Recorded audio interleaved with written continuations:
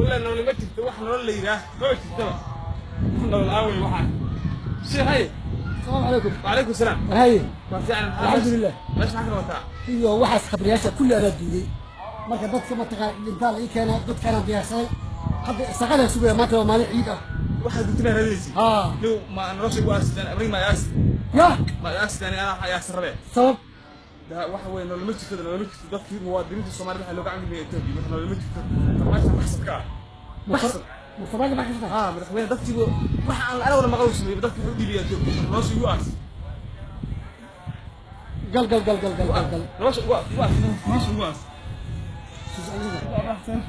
السلام عليكم. عليكم السلام. يا شيخ الحمد لله. waxaa meesha xajo waxaa la kala meesha كان ليه مول الدوب ليه oo leh فما جاك عرو يا فلان qof fadna soo qaad فما جاك عرو ليه ديو يا ما انت توبي لي بلا انا اصلا قلت لك والله هذا دليل وأدب والله بلا كلام انت دليل لك هذا ودر نفسك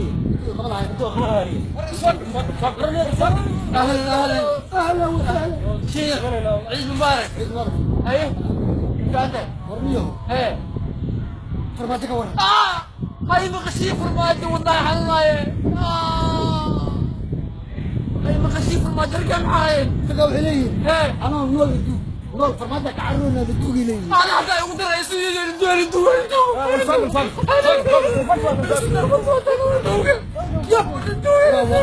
وراوا يا بلغي بسم الله الرحمن الرحيم عليكم السلام الحمد لله حالكم حكيان ورد تقول علي فرماتك عرونا بتوقي ورانا فريق الله تعالى مدوك شغل ورناس انا متى oo kale weeye hadda dinki ma gashay dadka ya aniga maxay la reebay صادق